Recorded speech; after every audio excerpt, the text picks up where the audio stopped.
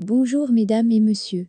Info aujourd'hui le vrai algérien quotidien 7 jours sur 7 jours, 24 heures sur 24 heures. Voir les titres. Merci. L'Algérie a normalisé ses relations avec Israël. Comprendre la relation entre l'Algérie et Israël. Les uns comme les autres, nous sommes tous blessés. Et il n'y a pas l'un d'entre nous. La journaliste et directrice du quotidien et Elifaj Radodazem suscite la polémique depuis quelques jours suite à un éditorial dans lequel elle a appelé l'Algérie à normaliser ses relations avec Israël. La journaliste avait ainsi déclaré: « Où sommes-nous dans ce qui se passe dans le monde, et dans cette course effrénée à la normalisation avec Israël ? Pourquoi nous refusons la normalisation avec Israël alors que Mahmoud Abbas en personne a reconnu l'existence de l'État d'Israël du haut de la tribune de l'ONU ? Essayons donc de revenir un peu sur la nature des relations entre l'Algérie et Israël.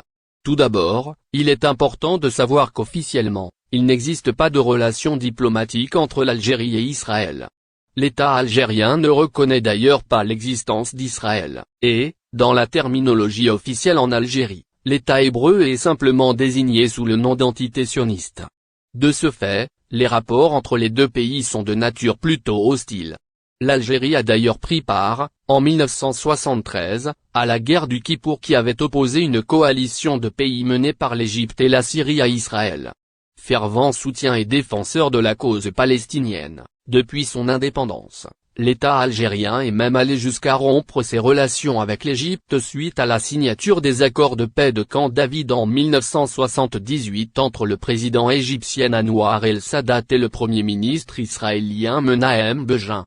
Le chef de l'OLP, Yasser Arafat est également régulièrement reçu à Alger par les autorités du pays, et c'est dans cette même ville d'Alger qu'est proclamé l'État palestinien en novembre 1988, État que l'Algérie a bien sûr immédiatement reconnu.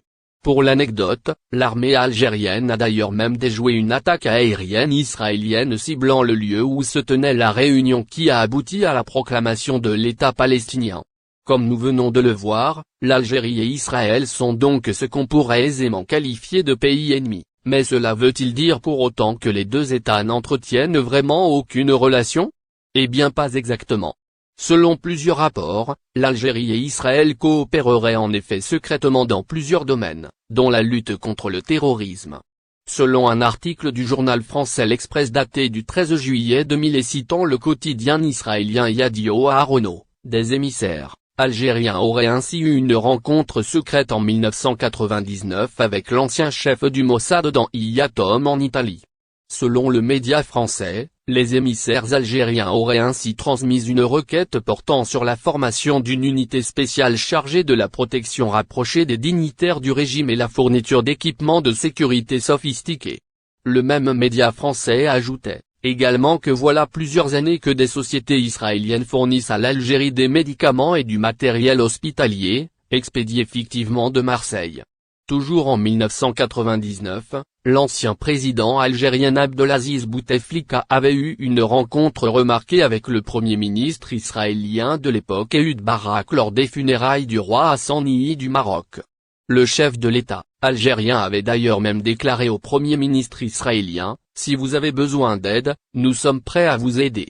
Enfin, s'il est évident que l'Algérie n'entretient plus la même animosité qu'à l'époque de la guerre froide vis-à-vis de l'État hébreu, il semble encore plus évident que l'établissement de relations normales entre les deux États reste pour le moment hors de question. L'Algérie finira-t-elle toutefois par suivre l'exemple des anciens ennemis d'Israël qui reconnaissent et entretiennent aujourd'hui des relations diplomatiques avec cet État ?